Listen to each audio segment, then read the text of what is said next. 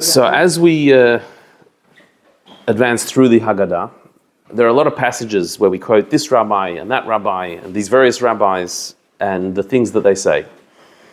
And the names, we name each rabbi and their opinion or what they said or what they quoted, what they taught. And sometimes it seems a bit dense going through those passages, this rabbi and that rabbi, and who are these people? Why do we need to know them? Why do we need to mention their names? We know that generally speaking, throughout Torah literature, if we quote the name of a particular teacher, of somebody who taught something, it's not just that they taught it, but that this teaching is relevant specifically to them. If it's this rabbi who taught it, not that rabbi, there's a reason why this rabbi taught it.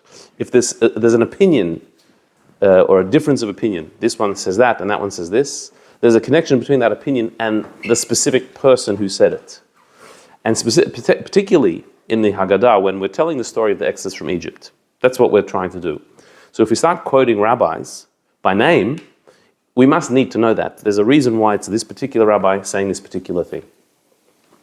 I'm going to look tonight at one particular paragraph, and we'll go very deep into it, to the Kabbalistic meaning, and we'll see how significant every single word, every phrase in the Haggadah is.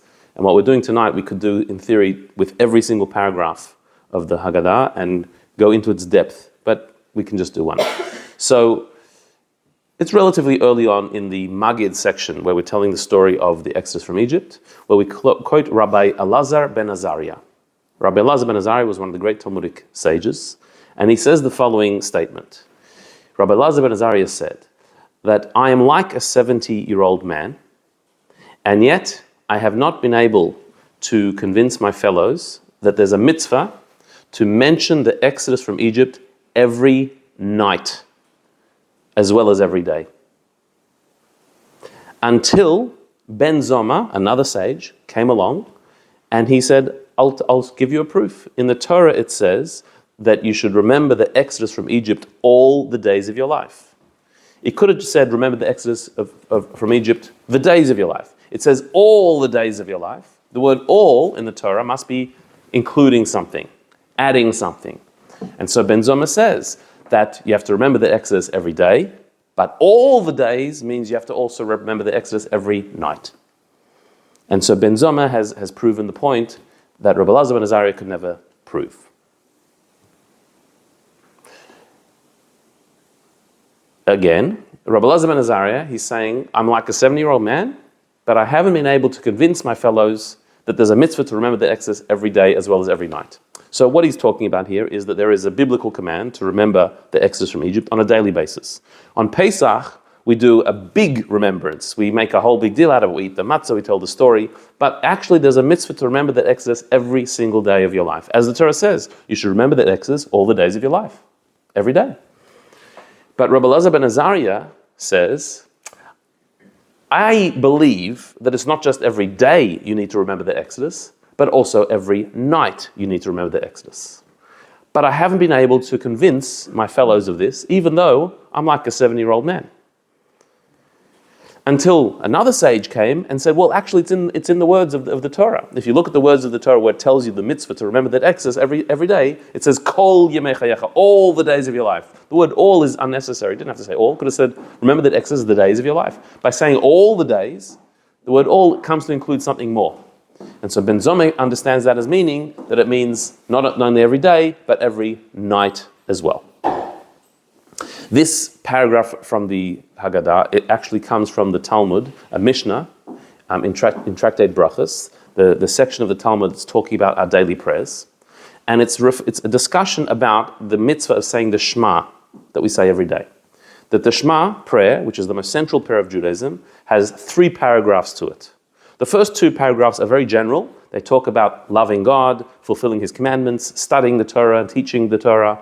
They're quite general commandments that we need to remember and think about every day. That's the first 2 paragraphs of the Shema. The third paragraph of the Shema, Vayomer, is a paragraph that speaks mainly about the mitzvah of tzitzit, of wearing fringes on the corners of your garment, or the talus, that a man has to, if you're wearing a 4-corner garment, you have to put fringes on the corner, which is where we get the idea of a talus from.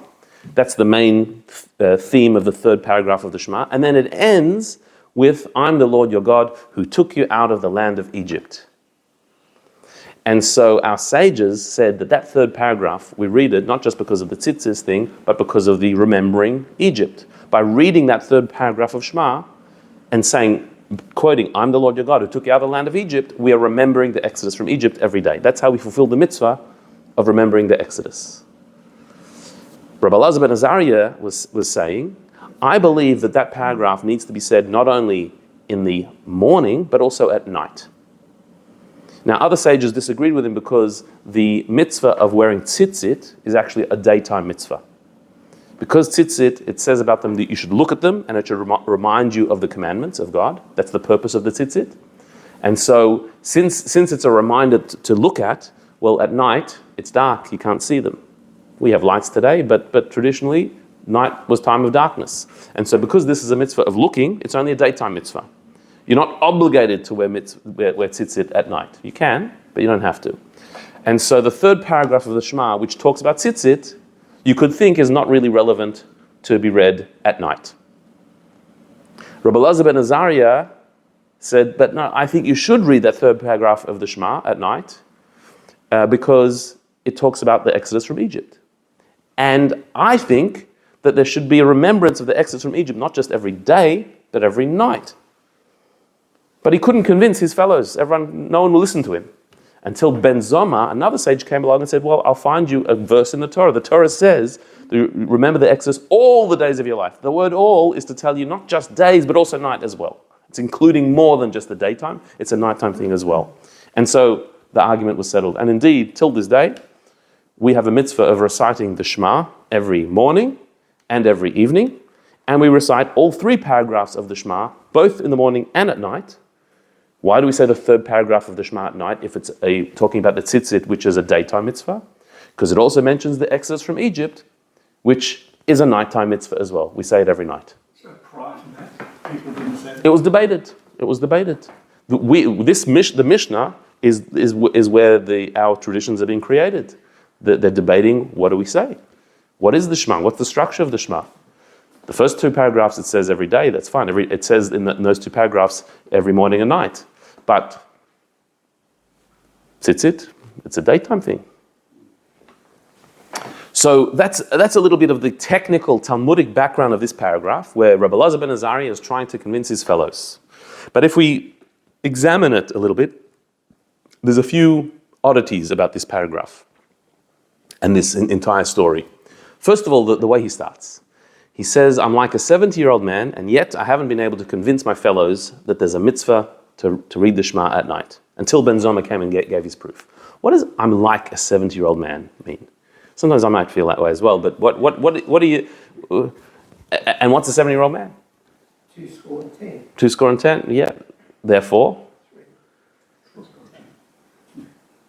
3 score and 10. So what does it mean to be like a 70-year-old man? How old was he? Was he older or younger? What does he mean? 70. That's what he said.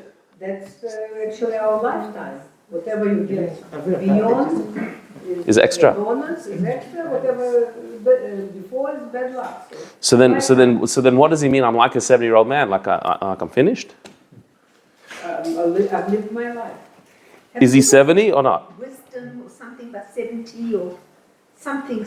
I can't remember what. Izikna, it says. Of something. You're old. I've seen it all. Yeah. I've seen it all. I've experienced it all. I've learned it all. So he's not 70. He is not. If he says I'm like 70. He's obviously not 70. He's something else. Maybe 68. Maybe he's 20. I don't know. What is he? He's saying I'm like a 70-year-old man, but I'm not 70. So what makes you like 70?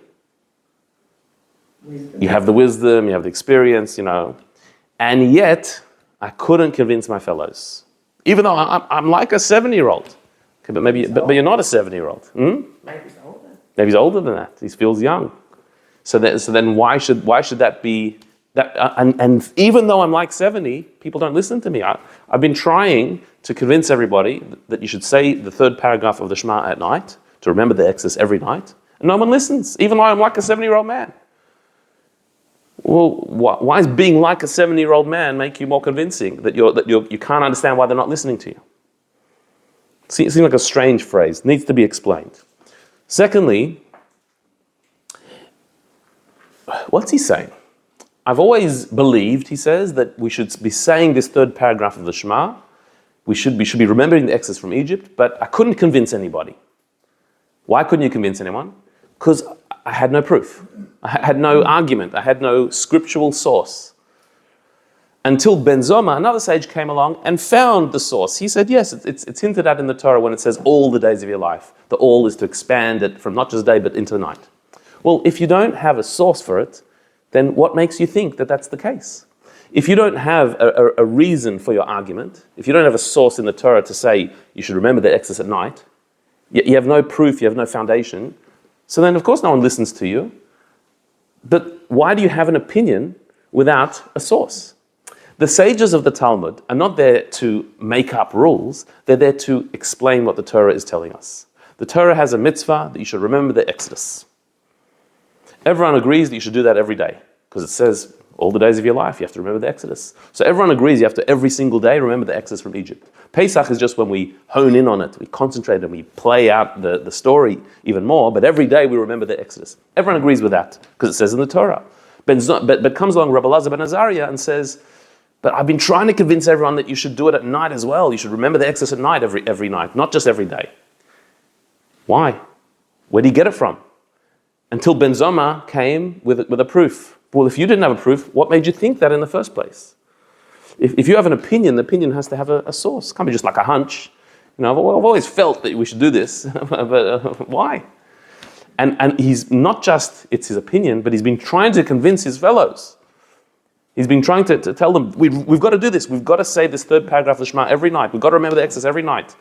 He's been on a campaign, on a crusade. It's this big deal for him. And no one's listening to him. Well, of course no one's listening, because you don't have any source, you don't have any proof. So why are you so egged on about it? What are you so hyped? If you have no proof, maybe we don't say the third paragraph of Shema at night. Maybe there's no mitzvah to remember the Exodus at night. Until Ben Zoma came and saved the day and gave him a source. But what was he thinking till then? There must be something more going on here. It seems like Rabbi Elazar ben Azariah is on a mission to get this third paragraph of the Shema, that it should be read every night. And he himself is not even sure why, almost. He doesn't even have the words to prove it until finally somebody comes along. So why didn't Ben Zoma push that point before? Because he interpreted it. Once you didn't interpret it at that time, you probably interpreted it before. Well, not necessarily. Maybe this was a discussion, and everyone was disagreeing with Rabbi Elazar ben Azariah, until Ben Zoma came along and said, no, here's the reason, and he offered the reason. But until he offered that, no one had any support. After he did, it became accepted. Till today, we say the third paragraph of the Shema at night. But until then, it was debated. What I'm saying is we can't assume that Ben Zoma had that opinion beforehand, but just didn't say anything. Until he taught it, we didn't know it. So, like every paragraph of the Haggadah, there's many layers of interpretation, there's many thousands of explanations of this. We can get a little bit of an insight into the story of Rabbi Elazar ben Azariah by looking into his biography. Rabbi Elazar ben Azariah was an interesting person. Elsewhere in the Talmud, in Tractate Brachas, the same tractate that speaks about the Shema, it speaks about Rabbi Elazar ben Azariah's particular story. There was a stage where the head of the Talmudic Academy had been deposed. The head teacher of the generation had been deposed for whatever reason, a long story why. And they needed a new one. They needed a new head of the yeshiva of the academy. And everyone looked to Rabbi Elazar ben Azariah and said, we should hire him. He's a wise man. He was from the priestly tribe. He was a Cohen. He was a descendant of Ezra, who was a great leader and prophet. And he seemed to be the right guy. He had incredible wisdom. So they offered him the job. He was 18 years old at the time, the Talmud says. He was only 18 years old, but he had all the qualities they said he should be the leader. So when he was offered the job, his immediate response was, I need to check with my wife. He was married already at age 18, which was quite common in those times. So he said, I need to check with my wife. We already see he has wisdom, right? We can see this guy, he knows how to deal with the situation. So he immediately went to check with his wife. And so he came, he said, they've asked me to be the head rabbi. What do you say? Should I take the job? So she said to him, well, they can depose you like they deposed the guy before you. Like, you sure you want to go for this big honor? And they can just knock you out just like they did the one before. Like, is it gonna last? It's like getting into politics, being the head. So he said, well, if somebody gives you a beautiful vase to use, it might smash one day, but at least to enjoy it while you have it, like, isn't it worth it? So she said, yeah. So she said, but you're only 18 years old. They're not going to listen to you. You're wise and everything, but you're only 18. You're not going to have the authority. People aren't going to listen to you. And he paused at that. He couldn't really argue against that. Like, it's true. He's only 18. But the Talmud says a miracle happened, and his beard turned white. He had a nice beard, and it turned white at that moment. And this seemed to be a sign from heaven. Most people wouldn't be excited about that happening, but in this particular case, it was a good thing that 18-year-old looked old, and that was because his wife pointed out, you're not going to have the authority now. He looks the part. And so the Talmud says that's why Rabbi Elazar ben Azariah describes himself as like a 70-year-old man. I'm only 18, but I'm like a 70-year-old man. I look the part. And so he took the job. This story is also a little bit puzzling. When he asked his wife, should I take this job? And she was advising him. Her advice was, well, you're only 18. You're not going to have the authority. People aren't going to listen to you. Why? Not because you're not intelligent. You have intelligence, but you're young. And a young person, doesn't matter how wise and clever and brilliant and gifted they may be, they haven't been around the block. They haven't been around. They haven't experienced life to the same extent. There's a certain wisdom that comes simply with age. In Torah law, it says that we need to respect the elderly. Someone who's old has to be respected. And 70 is considered old. But why?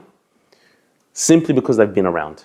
We're not talking about somebody who's old and very wise. Just being old is wise. There's a life experience that comes. Young people don't believe this and don't think this. Young people look at the old over the hill, and we've got all the wisdom. That's how we think of things as we're growing up.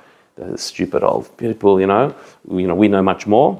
But then when you grow up a bit, you realize there's just something about being around for a while, experiencing life. You've gone through a lot. There's a wisdom to it. When the wife of Rabbi Elazar ben Azariah said to him, you're only 18 years old. You don't have the authority. That's what she meant. How does his beard turning white help that?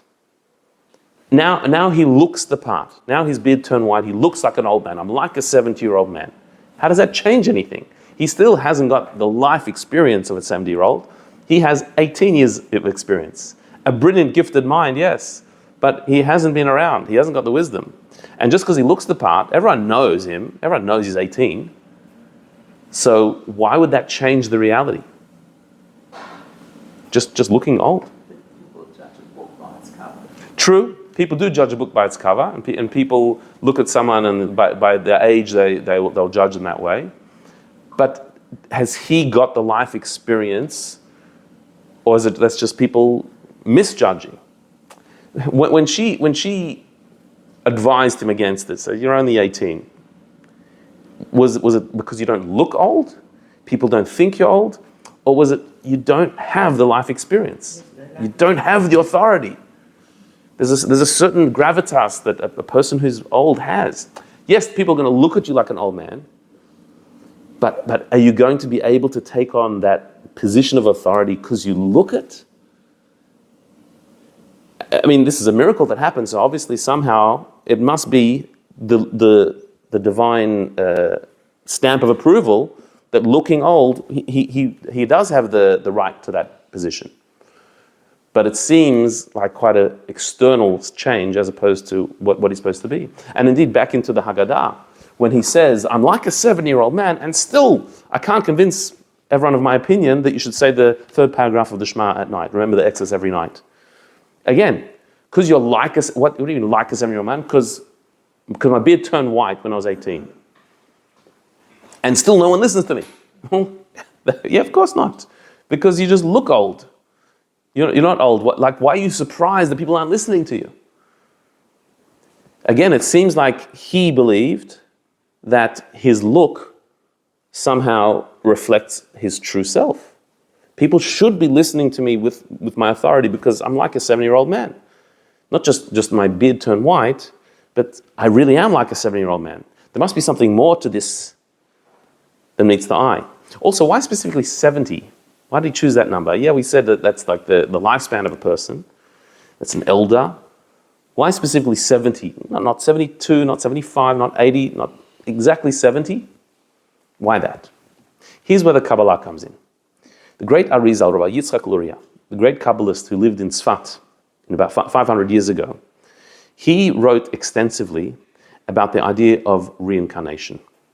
He has an entire book called Shara Gilgulim, The Gate of Reincarnation, Sefer Gilgulim, the Book of Reincarnation, and many other places in his writings where he describes the idea of a soul coming into the world and coming back again. This is an authentic Jewish idea. Throughout Kabbalistic works, there is this concept that souls come back. In Jewish writings, the idea of reincarnation is not like it is in some Eastern religions where it's just like a cycle, an endless cycle of souls coming back and coming back, but it's a purposeful thing. Every soul has a mission to fulfill, or several missions, and an energy to express into this world, a gift to bring into the world. If a soul has not finished that business, if a soul has unfinished business in one lifetime, they're sent down in another lifetime to finish off what they need to do. Or if a soul has some blemish in one lifetime, something that wasn't fixed, wasn't completed, something that was a lack in their fulfillment, so they may get a second chance in a second form that the soul will come down again and be in that situation again to fix it. It's not an endless cycle. Once you're fixed, you're done, and you move on. Also, the idea of reincarnation is not a recycled soul. It's not that your soul just comes back. It's that the unfinished parts of your soul come back. So each lifetime we fulfill parts of our soul. We fulfill at least part of our mission. But there might be a bit of our mission that was unfinished, left dangling. That part of the soul gets recalibrated into a new combination of soul energy and comes down. It's not just the same person all over again. It's a part of the soul that's coming to finish off the unused business, the unfinished business. And Arizal, in his times, 500 years ago, Rabbi Yitzchak Luria said, most souls today are reincarnated. There are very few new souls coming down anymore. It does happen occasionally that a brand new soul comes down with a very revolutionary mission to bring to the world, but most of us are old souls. We've been here before, we're coming back to finish our job. Where do we go after we finish? So then the soul goes up to the heavenly realms, to the next world. And even a reincarnated soul, part of the soul goes up, and the part that's unfinished comes back.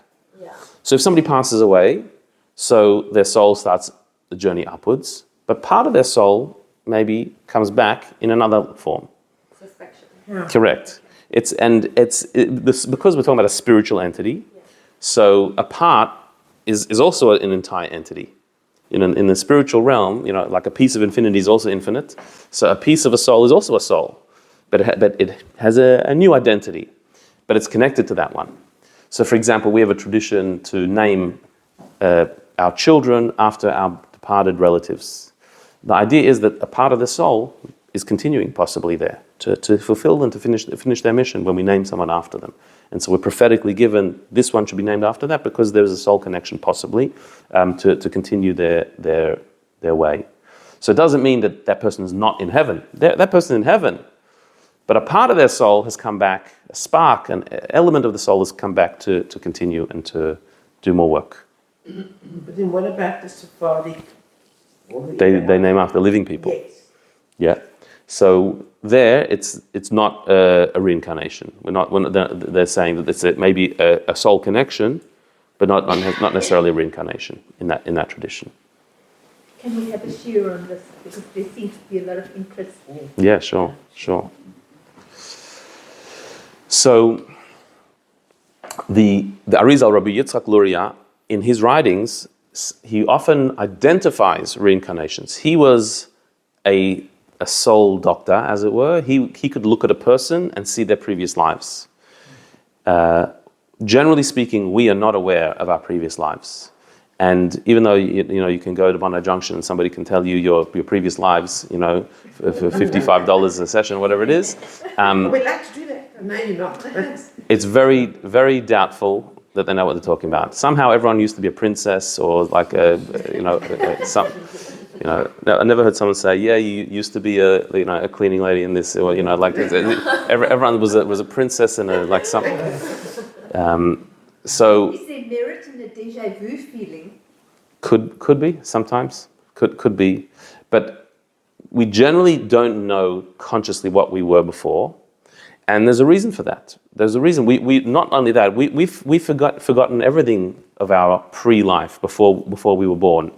There's an angel that touches us on the lip when we're born and makes us forget all of the visions and everything we knew in the heavenly realms, because we need to work on it down here. We can't just have it all obvious to us. It's something we need to regain on our own. We need to capture it and find it ourselves. And so we come into this world with a clean slate. We've forgotten it all. But then when we hear something, it resonates. When we learn a deep idea of the Torah, this wisdom, it feels right. It feels familiar because we knew everything before. Before our soul came, we knew everything. And so too with our reincarnation, we don't know what we're reincarnated as. We don't know who we were before, and even the Arizal who could identify it would generally not tell people specifics. He wouldn't reveal the specifics, but we have an inkling deep down of certain things that push us in different directions. We want to. There's a certain mitzvah that we need to do. There's a certain something that's very challenging to us, very difficult to us. A good deed that we're scared of doing. A mitzvah that we avoid doing because that could be your mission. Maybe that's where it is. Maybe this is what you're reincarnated to do. The thing that's most difficult to you. The thing that you're attracted to, or the thing that you're most repulsed by. That it's a mitzvah. I know I've got to do it, but it's so hard. Maybe that's it. This is what you need to fix. Did Arizal know whose reincarnation he was? Yeah, he did. He spoke about his own soul and where it came from, his own root. Yeah. For him, this was all. He would go to graves. He would go to graves and he would identify this person who's even though there was no marking on the grave, who's buried there. He would say where the soul is. He saw these things. So the Arizal, Rabbi Yitzchak Luria, speaks about Rabbi Elazar ben Azariah, our rabbi from the Haggadah, who was like a 70-year-old man. And he says that he was a reincarnated soul. So he lived after. When he's describing himself as like a 70-year-old man, but he's only 18, that's because he was talking about his previous incarnation that added to his current life. So he's like a 70-year-old man because he's been here before. Did they live at the same time? No. The Rabbi Yitzchak Luria said, you mean the Arizal and the Rabbi Elazar ben Azariah? Yes. No, the Arizal was 500 years ago. Rabbi Elazar ben Azariah was 1,500 or more years ago. So, more like 1,800 years ago. So, the Arizal said that Rabbi Elazar ben Azariah was a reincarnation of the prophet Samuel, Shmuel Hanavi, the prophet Samuel from Tanakh. And the prophet Samuel is described in the Talmud as living 52 years. He passed away at age 52.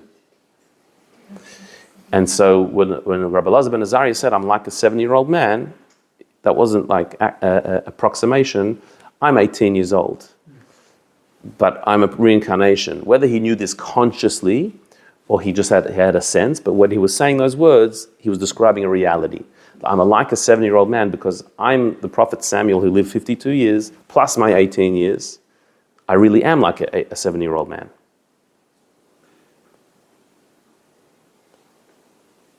And the miracle of his beard turning white was actually not an external thing that made him look like an old man. It was the truth. It was making him look what he really was. Because he had the 52 years of Prophet Samuel, so he had a head start. His 18 years was an addition to that. He really was like a 70-year-old man. He should have looked like an old man. He should have had a white beard because the wisdom that he had, the experience he had, the wisdom of his soul was a 70-year-old soul. So when his wife said, well, no one's going to listen to you because you don't look the part, so now he looks the part, maybe she also knew, maybe she also understood that I know and you know. I know who you are. I mean, it's his wife. You know, she knew who he was. I know you have the wisdom. I know you have that experience, but you don't look it. People aren't going to look at take you seriously. You're 18. You have the wisdom of an old man, but no one is going to recognize that. You're not going to have the authority. And so the miracle happened that his beard turned white to make him look the part that he really was, to express his true inner state. He was a 70-year-old man.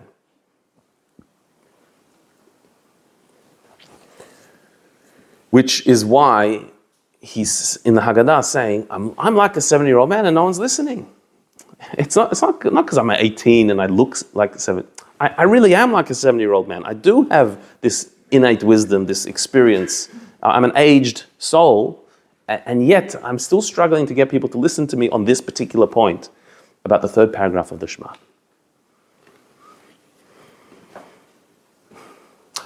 Why? Why was this something that was so important to him, and yet he wasn't getting the point across, even though he had no source, he had no argument, so no one's listening to him. So to understand that, we need to explore why indeed was the prophet Samuel reincarnated. Shmuel HaNavi, he was the prophet. He was on a very high holy level, a very holy man. And so it would be assumed that such a person would fulfill his lifetime and move on. He died young, 52, but assumedly that's because he'd fulfilled his mission. Why did he need to be reincarnated? What blemish was there on the prophet Samuel's soul that he needed to be reincarnated? And how was, whatever that blemish is, how was that corrected in Rabbi Elazar ben Azariah? How did Rabbi Elazar ben Azariah fix the soul of Shmuel HaNavi, of Samuel the prophet, in order to fulfill his soul and his later incarnation? So for this, there's a story in the Torah, in the book of Bamidbar, the book of Numbers, about a rebellion that was staged against Moses' leadership. That Moshe Rabbeinu, Moses, who took the people out of Egypt, received the Torah, led them through the desert, his leadership was challenged. And it was challenged by a cousin. The cousin's name was Korach. Korach was the first cousins with Moses, and he rebelled against him, and he questioned Moses' leadership. And his argument was that everyone's holy. Why are you leading us? The Jewish people all stood at Mount Sinai. We all had holy experience. We're all prophets, really. Why are you the prophet? Why do you have to be above us? This was Korach's argument.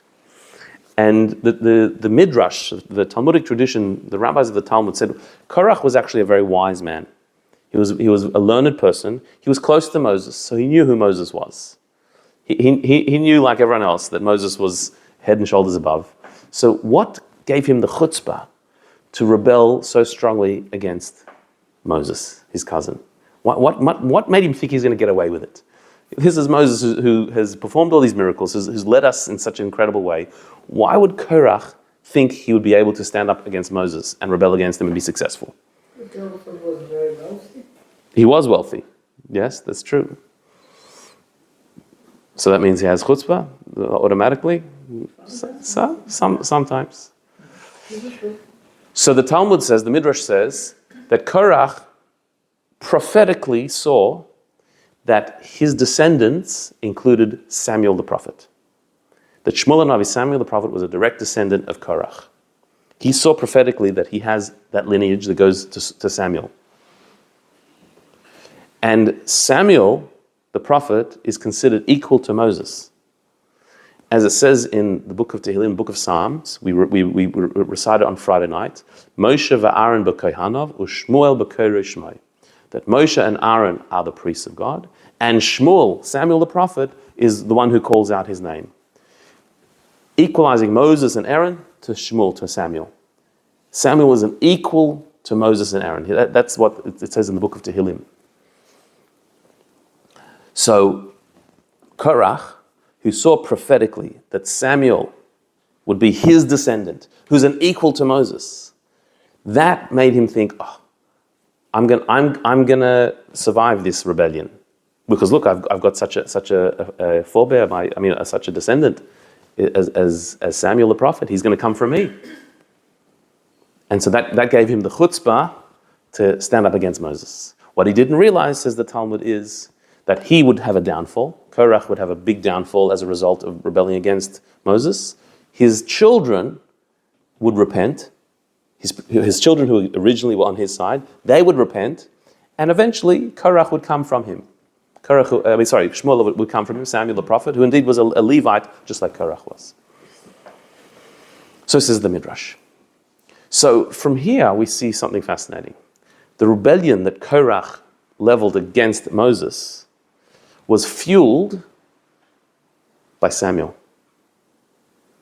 He wasn't born yet, Samuel the prophet. He didn't exist. But the fact that Samuel was the descendant of Korach, that is what gave Korach the wherewithal, the chutzpah, to rebel against Moses.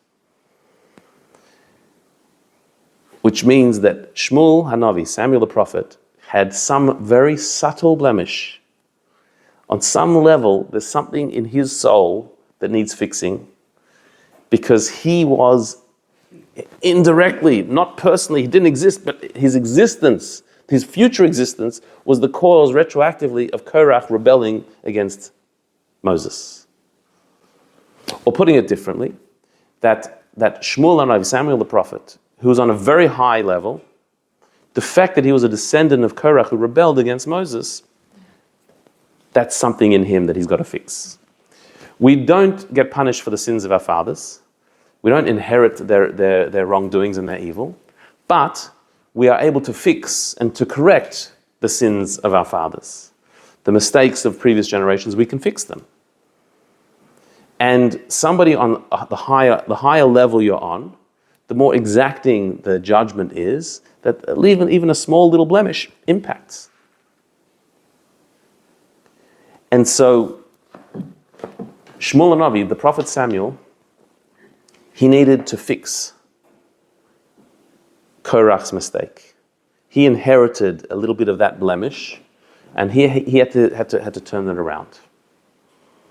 But it was so subtle, this blemish, that it took all those generations, Korach, many generations later, when Samuel lived, that it was something that he had to deal with. But it was on his soul. He bore it. So how is he going to fix it? So in Korach's rebellion, in his attack against Moses, so his argument was, we're all holy. We don't need Moses to be the holy man above us. We are all holy. That was his argument. Sounds like a very sort of egalitarian argument. You can see why people would jump onto that one. That we're all equal. Well, we don't need a hierarchy. And he said, and I'll prove that I think Moses is making up these laws. I think he's self-inflated himself, putting in this position, he's making things up. I'll prove it. He said, in the mitzvah of tzitzis, the fringes that we wear. So it says in the Torah that on the tzitzis, they're white wool, they're made out of white wool, but you should make one blue string made out of techelet, which is a blue dye, and wrap it around, one blue string amongst the white ones.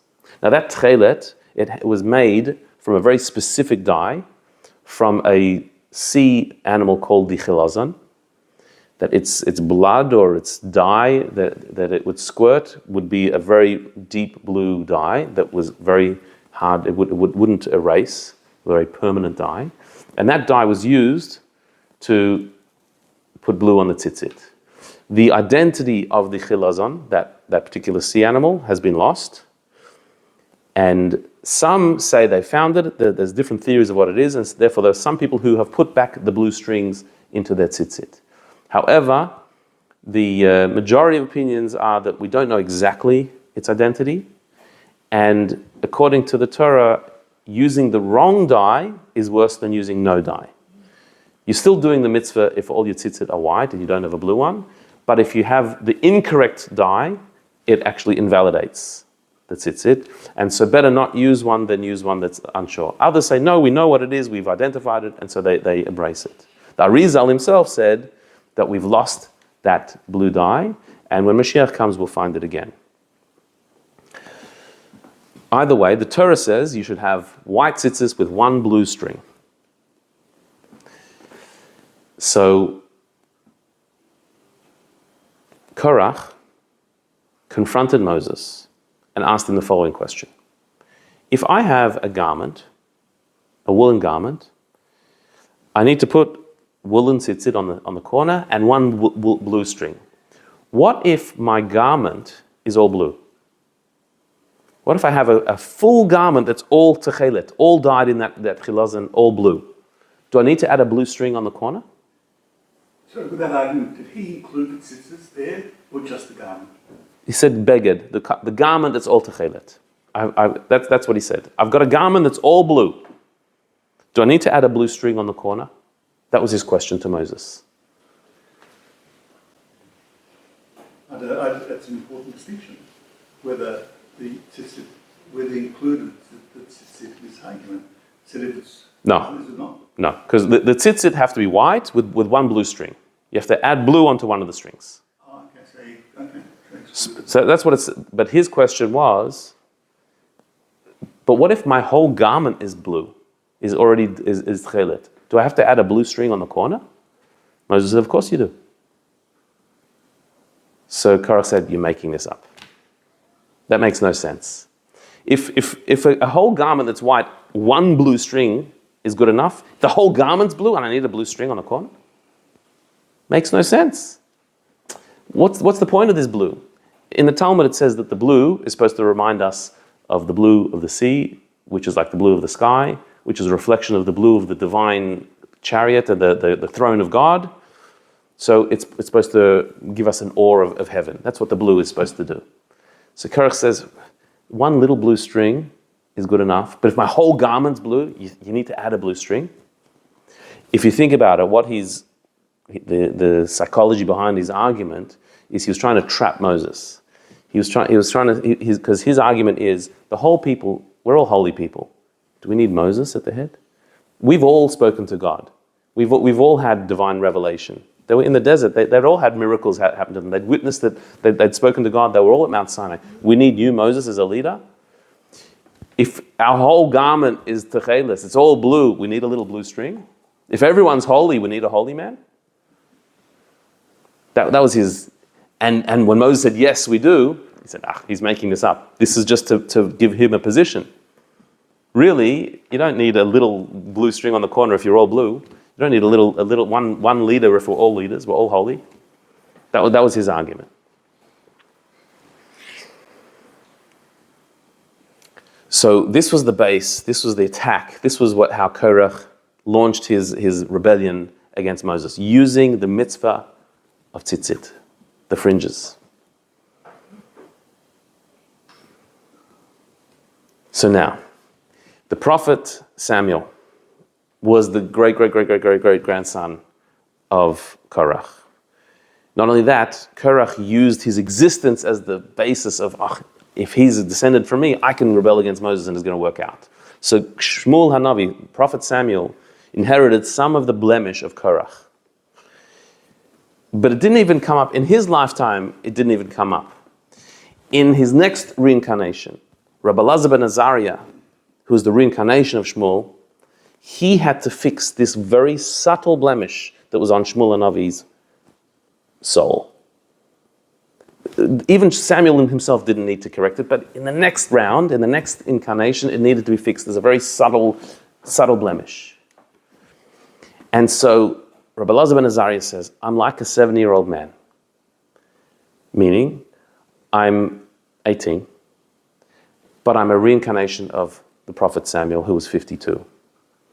He lived his life 52, he fulfilled, but there was some little blemish, some little subtle thing that needed fixing, and so I'm back to do that.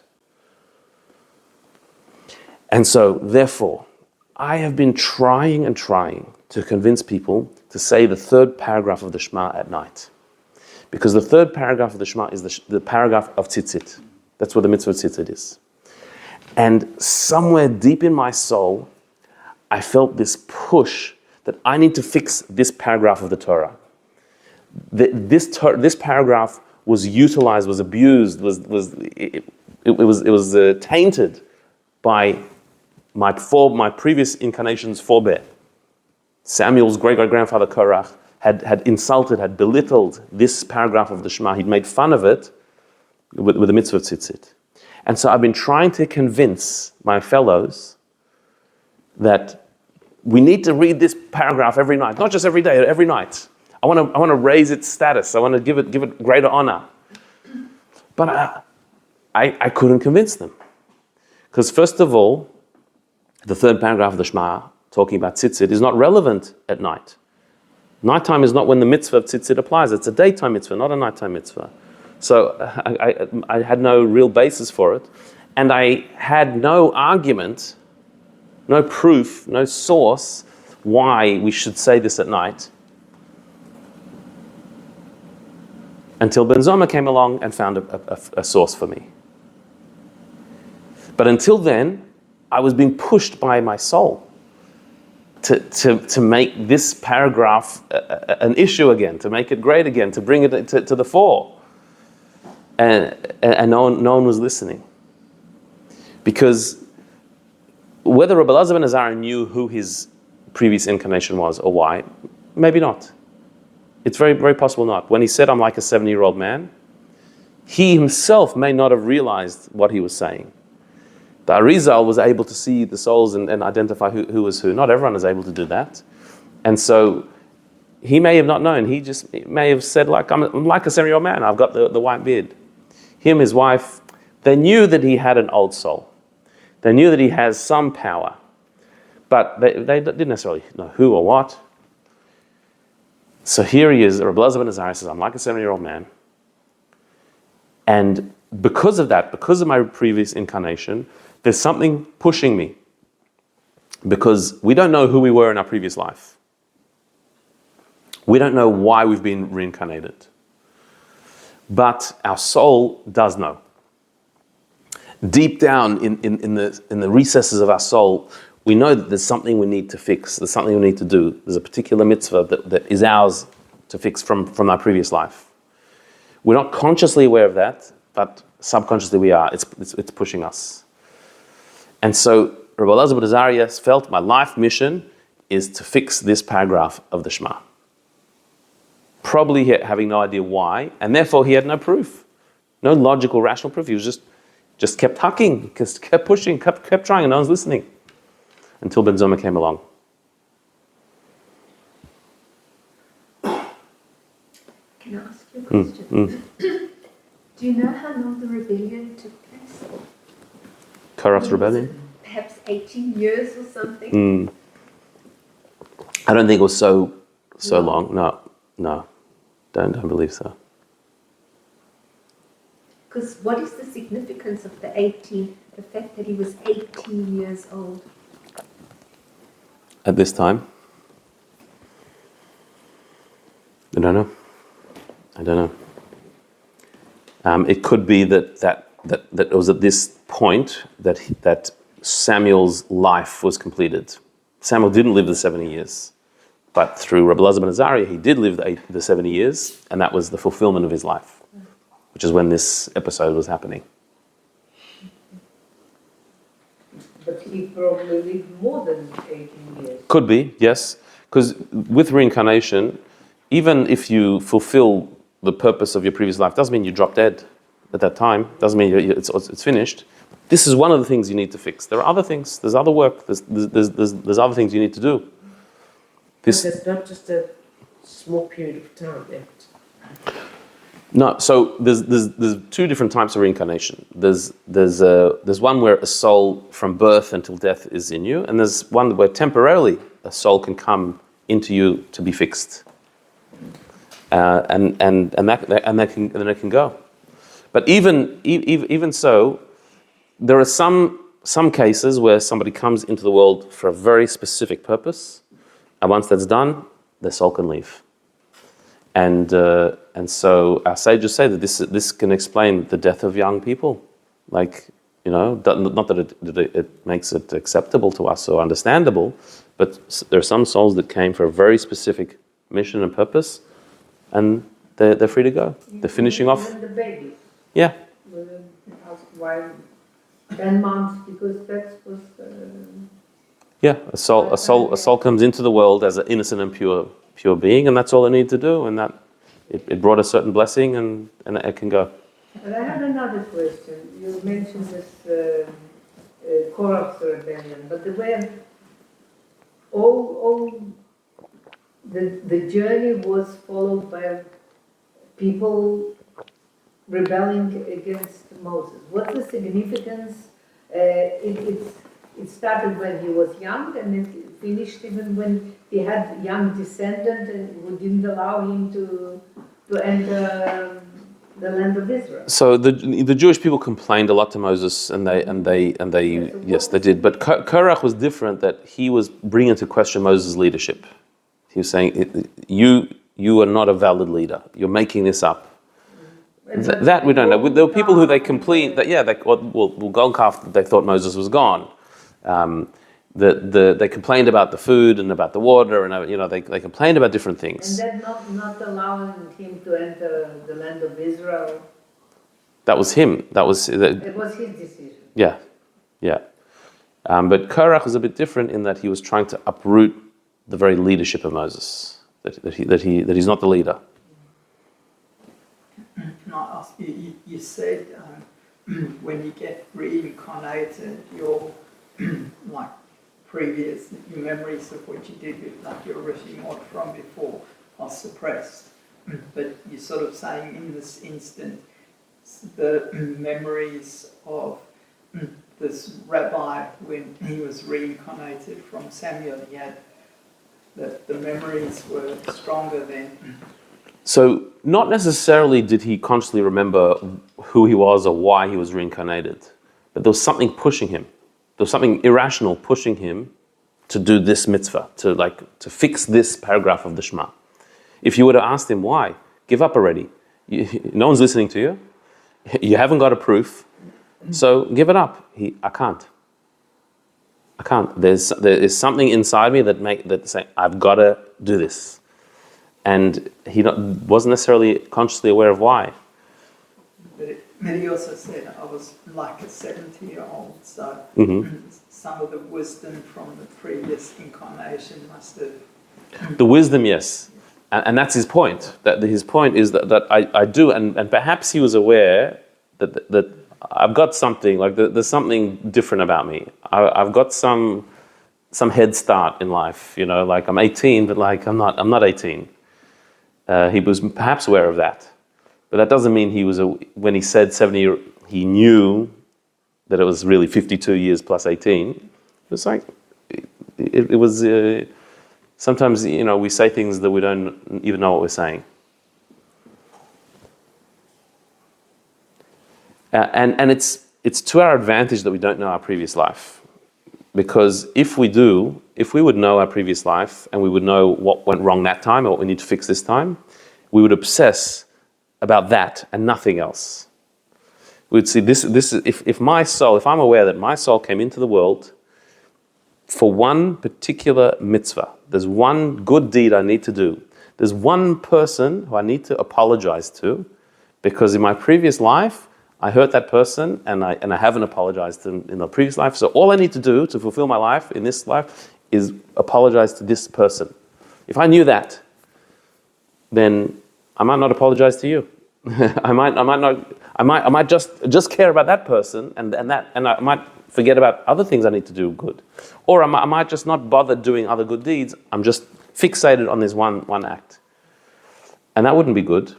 First of all, the cumulative good of good deeds, that's what we're here to do, not just to fulfill my soul. We're here to fulfill goodness in the world. So we shouldn't be just looking at that. Also, if you're fixated on one good deed, you might be missing out on others, and that will compound the problem, and you'll need to be reincarnated to fix all the things you didn't do. So we're better off not knowing. All I know is my soul is in this world to do good. That's for sure. I'm here to fix, to make peace, to do good things, to bring more life and positivity, more holiness, do another mitzvah. That's for sure what I'm here to do. So every day I need to fill my day with these good deeds. And every opportunity I have to bring good. And every interaction, maybe this is the one. Maybe this is the person that my soul came down to fix, to help. And I'm better off not knowing that. Also, if we knew, we might be scared to do that, because we might be thinking, well, maybe that'll be it. I'll fulfill my mission and then I'm gone. So we're much better off not knowing. Not that doesn't mean, because then we could be scared about doing any mitzvah. Doesn't mean your life may not end just because we have more than one mission. All of us have more than one mission. There's just one thing that our soul came into this world for. There's one act that this is what your grand mission is. But we have daily missions of bringing goodness into the world, and we have to maximize that. How many sets of parents? And that's a stupid question, but like, let's just say, I'll give you an example. When my mum passed away, she said her mother's come to fetch her. So if she had how many lives before that, who was her mother? Right. Do you understand what Yes. I'm saying? So each soul, even if it's reincarnated, each soul still has a unique identity. It's not like the same soul coming back and again. It's this soul. Each soul is like a conglomerate of different sparks of energy that is completely unique. Some sparks may be from a previous soul, but the whole is a new identity. So there's me, and there's my soul, and my parents, and we have an identity. It's just part of my soul may be an unfinished element of somebody else's soul from before.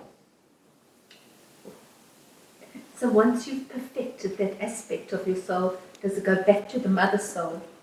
Where you are? Yeah. And you, with your family? Yes, we reconnect. The souls are connected, and so. Is that why there's so many different Haggadahs and teachings of Haggadah, sources? Yeah, because there's so many layers to it. Everybody's got their own opinion. Mm-hmm. Yep. And there's different, we're talking about on the mystical, the Kabbalistic level, there's all different layers, there's more simplistic and other layers. But yeah, there's many different commentaries. So just to end the thoughts, what we learn from here is something very practical for us, because we are reincarnated souls. Pretty much without an exception, we've been here before. And what we see from our beloved and Azaria is a reincarnated soul has a boost, has a certain energy that you've inherited from before. There are strengths and talents and achievements and wisdom even and insight that your soul from before has. And when you were born with all of that. And you're adding to it. You're continuing that story. And so that's why every new incarnation is a step forward from the one before, because we build on the achievements of the previous generation. Now you might say, well, they also did bad things. and they also had flaws, and they also had weaknesses. So, we've got all their strengths. What about all the weaknesses, all the negative, all their sins? So the Rebbe once spoke about this and said, goodness has a true reality to it. Evil and negativity is like a non-entity. It's a lack. It's a darkness. It's an absence. It doesn't have real substance. So goodness remains forever. Evil doesn't remain. There may be a void that you need to fill. There may be a mistake you need to correct. But the bad of your previous incarnation, you don't inherit. Because bad is not a thing to inherit. Bad is just a lack, a void, an emptiness. Whereas the good is eternal. Goodness remains forever. That has a permanent imprint. Any good deed that a person does can never ever be taken away. The evil a person does can be fixed. It's not permanent, by definition. And so therefore the good that your soul did in its previous lifetime, you got that. You have that good, you have that strength, you have that wisdom, that experience. The bad that your soul may have done in a previous lifetime, you didn't inherit the bad. You maybe inherit a job to do, a lack to fill, a void to fix, but you don't inherit the negativity, the baggage. You don't inherit. But I thought we had to correct. You're here to correct it because there's a void there that needs to be corrected. But it's not like you've got their badness. You've got their negativity. No.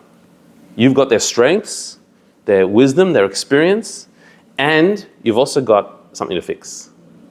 But why are you more likely to fix it than them? Because you're a continuation of them. In the positive, you got more strength than them because you've got their strengths plus yours. Is there also somewhat of a soul correction in the 11 months of Shiva? Yes, yeah, but that's talking about the soul as it's going to rest. Yeah. That's moving up to rest. That's the reincarnation is a different system. Yes. So this is how the Rebbe says. This is why we can expect Mashiach to come now, even though he didn't come for previous generations. When we look at the previous generations, they were more righteous than us. They were more learned than us. They were spiritually higher than us. We don't come to their ankles. When we read about these prophets and these amazing people from the past and the levels that they reached, and who are we? Like we're like tiny compared to them. That's true, but we are their continuation. We are building on their achievement, their spiritual achievement. We are the reincarnations of previous souls. Wherever they reached, we're stretching even further. And so he uses the metaphor that the Talmud uses of a short person going on a tall person's shoulders. But that short person can reach higher than the tall person. Because we're on their shoulders. So to our souls, maybe aren't as powerful and as great as previous generations. Maybe we don't have the depth and the wisdom and the holiness that they have. But we do. Because we're a continuation of them, we're just stretching it a bit further. And so the world needs to get to this level where Mashiach can come. We need to reach this moment where the world's ready for Mashiach to come. Well, if the previous generations didn't get there, how are we going to get there? Because their achievements don't disappear. Their achievements are here. We're building on them. So we just have that little bit to reach. And we can do it. Like Rabbi Elazar ben Azariah, he's only 18, but he's 70 because he had 52 years from before him. And so we who are all reincarnated souls, we just have a little bit to go, a little bit to do, because we've been lifted by the previous souls that came before us that gave us a head start.